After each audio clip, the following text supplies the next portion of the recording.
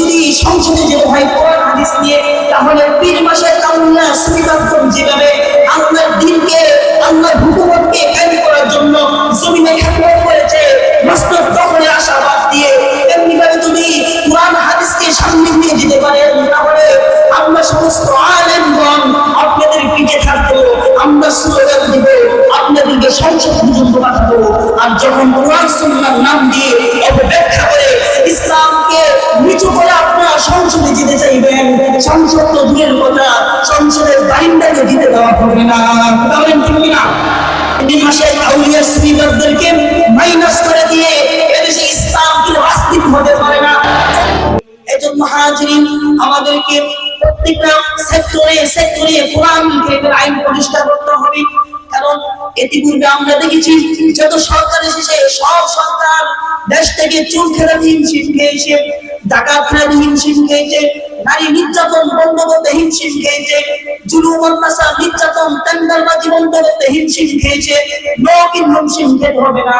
প্রত্যেকটা সেক্টরে প্রত্যেকটা ডিপার্টমেন্টের মধ্যে আপনি কোরআন কারীমের আইন জারি করে দেন, তাহলে আমার দেশ হয়ে যাবে চুল মুক্ত বাংলাদেশ, আমার দেশ হয়ে যাবে ডাকাত মুক্ত বাংলাদেশ, আমার দেশ হয়ে যাবে নারী নির্যাতন মুক্ত বাংলাদেশ, আমার দেশ হয়ে যাবে জুলুম অত্যাচার নির্যাতন টেন্ডারবাজি মুক্ত বাংলাদেশ।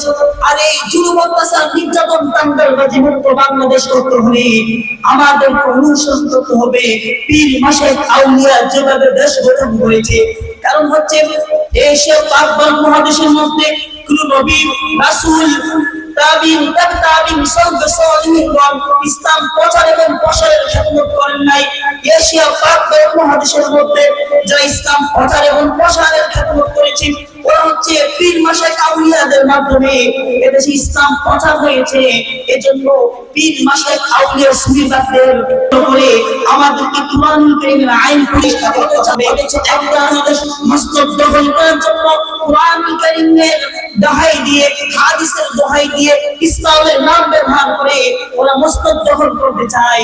ওই সমস্ত মসনদ দখল করলে ওয়ালাদেরকে আমাদেরকে বহিষ্কার করতে হবে। আর আমরা যখন পীর মাশায়েখ আউলিয়া সুফিবাদদের রেখে যাওয়া প্রতিষ্ঠান থেকে হক কথাগুলো ওরাসাতুল আম্বিয়া হয়ে ময়দানের মধ্যে বলতে থাকি, তখন আমাদেরকে একদল তুকমা দেয় বেদাতি, আরেকদল তুকমা দেয় মাজার পূজারী। আর আমরা ওদেরকে বলি, ঠিক আছে তোমাদের তুকমা আমরা মেনে নিলাম, আমরা বেদাতি, আমরা মাজার পূজারী, আর তোমরা হচ্ছ মূর্তি পূজারী। কথা বলেন ঠিক কিনা?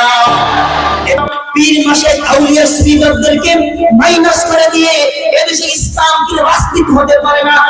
আপনারা বলবেন ইসলামের সংসদে কোরআন নিয়ে যেতে চাই, আপনারা এক শ্রেণীর আলেম আমাদের বিরোধিতা করেন, আপনারা কিসের আলেম? তখন আমাদের তুলনা দেয় না।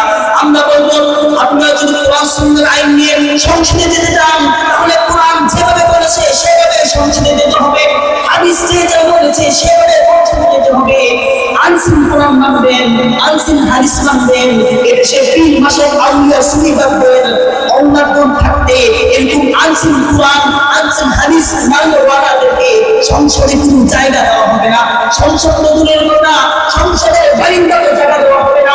এদেশে যদি সংসদে যেতে হয় কোরআন হাদিস নিয়ে, তাহলে পীর মাশায়েখ আউলিয়া সুফিবাদগণ যেভাবে আল্লাহর দ্বীনকে, আল্লাহর হুকুমতকে কায়েম করার জন্য জমিনে খেদমত করেছে মসনদ দখলের আশাবাদ দিয়ে, তেমনি ভাবে যদি কোরআন হাদিসকে সামনে নিয়ে যেতে পারেন, তাহলে আমরা সমস্ত আলেমগণ আপনাদের পিঠে থাকবো, আমরা স্লোগান দেব, আপনাদেরকে সংসদ পর্যন্ত পাঠাবো।